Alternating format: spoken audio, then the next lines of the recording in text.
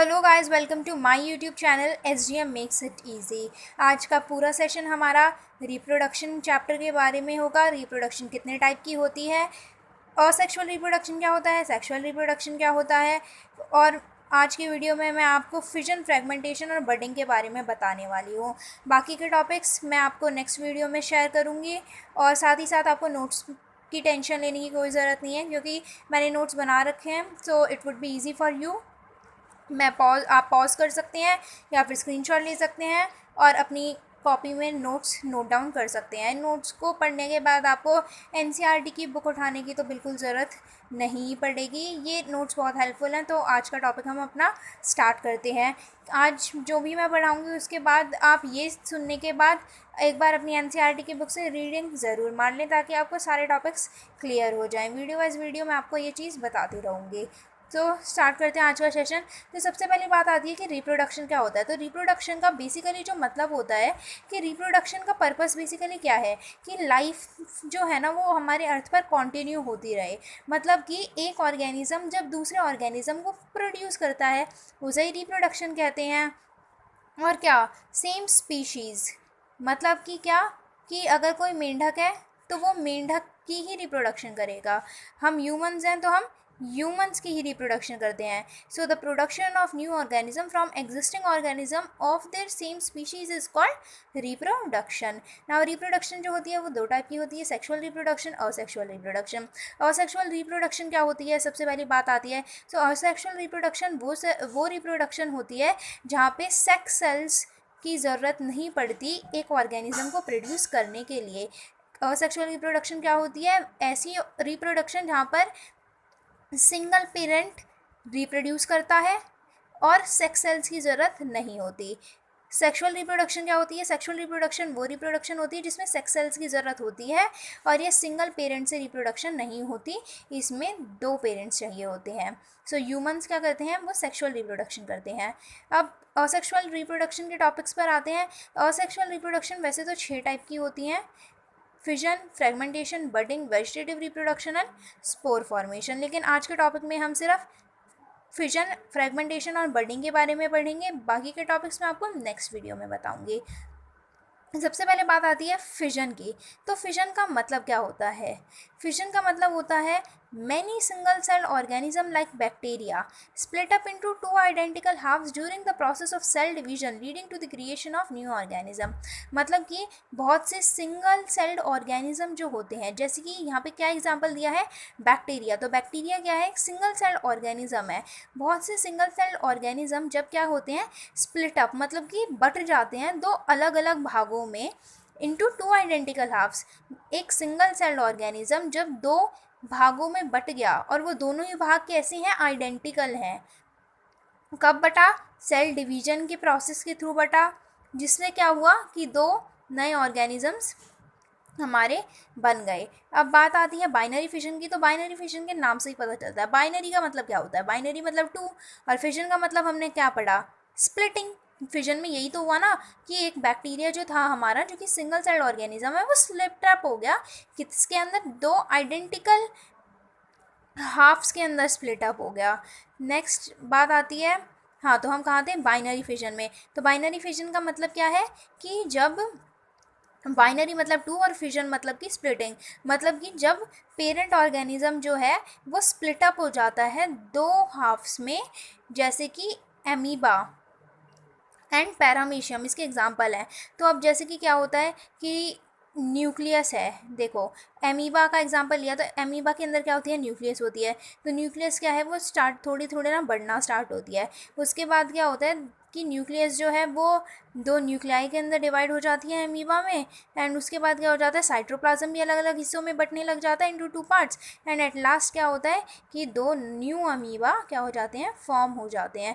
अब इसी को मैं आपको डायग्राम के थ्रू और अच्छा बताऊंगी, बिकॉज साइंस में डायग्राम्स बहुत इंपॉर्टेंट है।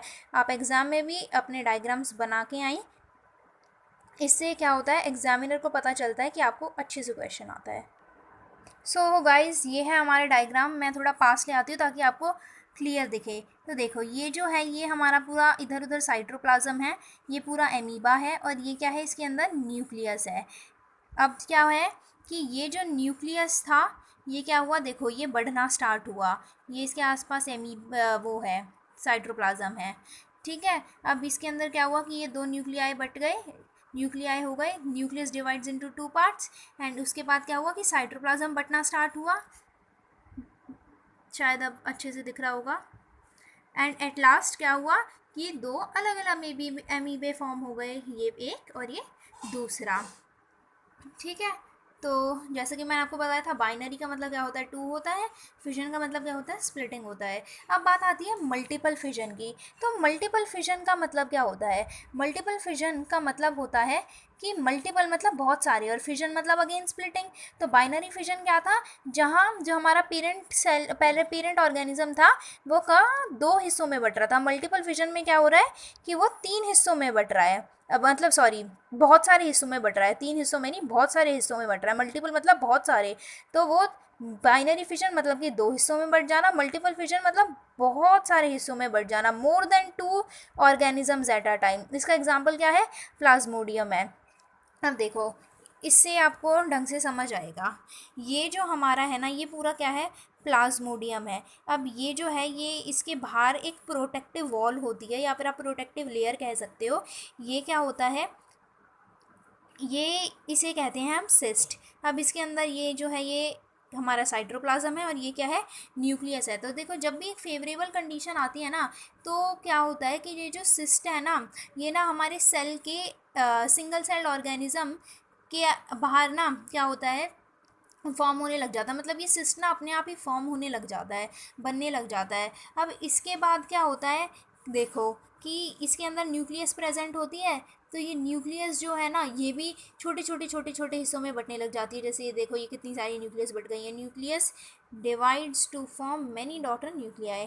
ठीक है, अब इसके बाद क्या होता है कि साइटोप्लाज्म भी देखो, यहाँ पे जैसा कि मैंने आपको बताया था मौजूद है। तो ये ना थोड़ा थोड़ा साइटोप्लाज्म जो होता है, ये भी इनके आसपास कलेक्ट होना स्टार्ट हो जाता है, और फिर क्या होती है, एक मेम्ब्रेन फॉर्म हो जाती है। अब जैसे ही एक फेवरेबल कंडीशन आती है, तो क्या होता है कि ये सिस्ट जो है, ये ब्रेकअप हो जाता है। देखो, ये सिस्ट यहाँ गोल था, अब ये सिस्ट क्या है, ये ऐसा दिखा रखा है, ये पूरा टूट गया है सिस्ट। ये सारे जो न्यूक्लियाई थे, ये क्या आते हैं, ये बाहर आते हैं अंडर अ फेवरेबल कंडीशन, और उसके बाद ये नई ऑर्गेनिज्म की तरह अर्थ पर रहते हैं। तो ये मैं एक बार आपको दिखा देती हूँ ताकि आप नोट्स बना लें। तो अब अपने नेक्स्ट टॉपिक पे चलते हैं हम। हाँ जी, तो हमारा नेक्स्ट टॉपिक क्या है, नेक्स्ट टॉपिक है बडिंग। तो बडिंग कैसा प्रोसेस है, बडिंग एक ऐसा प्रोसेस है जिसमें क्या होता है, पेरेंट ऑर्गेनिज्म के ऊपर ना एक बर्ड उगने लग जाती है। बर्ड मतलब उड़ने वाली बर्ड नहीं, बर्ड मतलब कली, फूल के अंदर जैसी कि कली उगती है। तो इसमें क्या होता है कि वो ना कली उगने लग जाती है, और उसके बाद एक टाइम बाद वो डिटैच हो जाती है, अलग हो जाती है, और एक न्यू ऑर्गेनिज्म की तरह रहती है। इसका एग्जाम्पल क्या है, यीस्ट या फिर हाइड्रा। अब मैं आपको एग्जाम्पल और डायग्राम के थ्रू समझाती हूँ ताकि और अच्छे से समझ आए। देखो, ये जो है, ये हमारा हाइड्रा है, ये क्या है, पेरेंट हाइड्रा है, इसके ऊपर क्या है, टेंटिकल्स हैं। अब क्या होता है कि ये देखो ध्यान से, ये क्या है, हमारी बर्ड उग रही है, बर्ड ग्रो कर रही है। ठीक है, अब इसके बाद एक नई बर्ड यहाँ पर फॉर्म हो जाती है, जो कि अब इसके क्या है, माउथ भी हैं, टेंटिकल्स भी हैं, मतलब फुल्ली ग्रोन बर्ड, यहाँ पे बर्ड पूरी तरह से उग चुकी है। और एट लास्ट क्या होता है कि ये देखो, ये बर्ड यहाँ से डिटैच हो गई, अलग हो गई, और एक न्यू ऑर्गेनिज्म की तरह ये अर्थ पर रहेगी।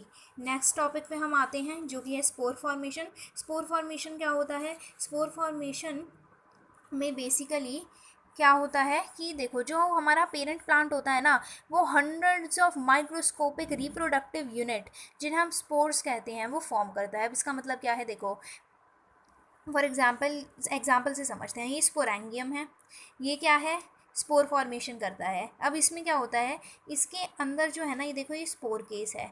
अब इसमें क्या है कि ये ना रिप्रोड्यूस करेगा क्या, माइक्रोस्कोपिक मतलब छोटे छोटे, 100 से भी ज़्यादा छोटे छोटे रिप्रोडक्टिव यूनिट, मतलब कि 100 से भी ज़्यादा छोटे छोटे रिप्रोडक्टिव यूनिट, जिन्हें क्या कह रहे हैं हम, स्पोर कह रहे हैं। तो 100 से भी ज़्यादा छोटे छोटे स्पोर्स क्या है, अपने अंदर कंसिस्ट करता है।